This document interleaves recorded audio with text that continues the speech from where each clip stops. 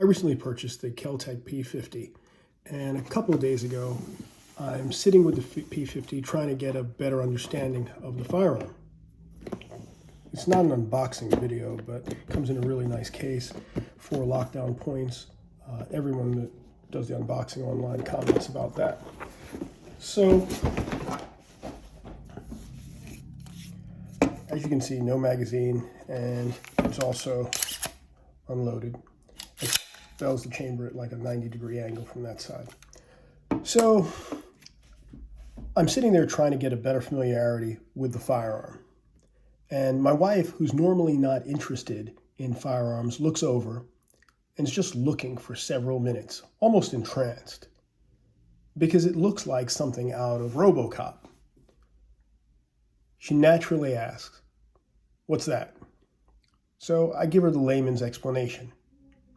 Then the normal next question, why? And that's the subject of this video, my use case scenario. Based on the fact that you're watching this video, I'm working under the assumption that you're already somewhat familiar with the P50. It's chambered in 5.7 by 28. It's semi-automatic pistol. It is a pistol, even though it has the especially long barrel. Uses the FN P90 magazine. As you see, it's still unloaded. Weighs about 3.2 pounds. I have not weighed it. I'm not sure if that's the weight with the fully loaded magazine or without. I'm just not sure. It's pretty frontal heavy when you pick it up. It's pretty frontal heavy. You feel the weight at the front. And keep in mind, I'm pointed in a very safe direction. It's got the Picatinny rail on the upper and lower receiver, made like a lot of firearms nowadays of steel and polymer. As I mentioned before, the unusually long barrel increases the muzzle velocity, as would be expected. It's slightly shorter, I think, than the P90 muzzle. So why? My primary family protection weapon is the KelTec PMR-30, which is a rimfire pistol. I like the 22 WMR round. I like the PMR capacity, 30 plus 1 in the chamber, if you like to put one in the chamber. It's one of the few firearms I enjoy shooting. I'm very confident with the PMR-30. I carried a Glock for a long time. I just like the PMR-30. I also like the round capacity. It checks certain boxes for me.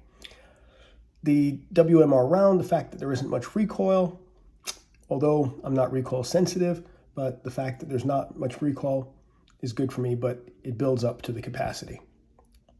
I've also found that every WMR round is different depending on the manufacturer. It could also be the batch that you get from that manufacturer. Lots of people use different adjectives to describe rimfire cartridges. It could also just be rimfire cartridges. I've got my preferred manufacturer, but that's a separate video. I plan on sending my PMR-30 to have some M-Carbo updates installed.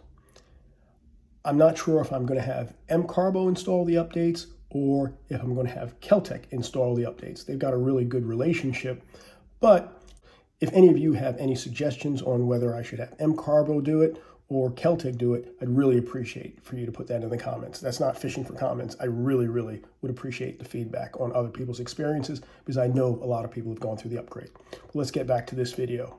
So I wanted a family defense weapon while I'm awaiting the return of the PMR. I also wanted a center fire cartridge option with high capacity. The P50 comes with 2 50-round magazines, so it checks the capacity box. If you need to be state compliant, you could also order 10-round magazines directly from FN. And it's the manufacturer's made magazines, not aftermarket. From all the videos and reading I've done, the FN magazine is reliable. When you're at that unwanted moment that you have to pull the trigger to defend your family, you want to hear boom, not click. So the P50, for me, checks the reliability box. The 5.7 by 28 is considered to be a reliable round. It's a fast round. What round isn't a fast round? But it's considered to be a fast, reliable round. It's a center fire round. It's supposed to be low recoil.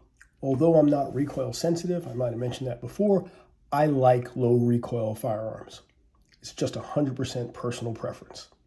I like the fact that it has the QD mounts, the quick disconnect system. I'll show that to you quickly. It comes with a strap, which I haven't used yet. There are lots of straps available in the aftermarket. If you choose to, or if I choose to, I could use another strap. So I've got the QD quick disconnect system, which I like a lot, with the swivel. People say it's a pretty good sling, but there are lots of slings available aftermarket that are great. But they say this one that comes with it is pretty good. I haven't tried it out. In putting together your home defense system, you've got to be prepared for any situation. You might have seconds. It's different for the police.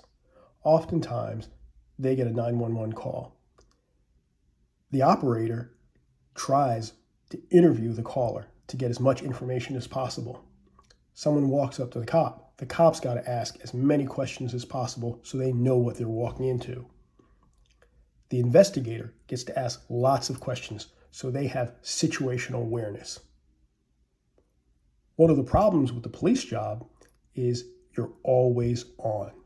You're always having that situational awareness. But we don't have those same luxuries when we're sitting at home. You go home, and generally most of us shut down. We need our time. You could be engaged in any activity in the sanctity of your home, and it's seconds for you to put into place your home defense system. Thanks for watching. God bless. Stay safe. Exercise your rights to protect your family, and always respect freedom. If this video was helpful, please like and subscribe.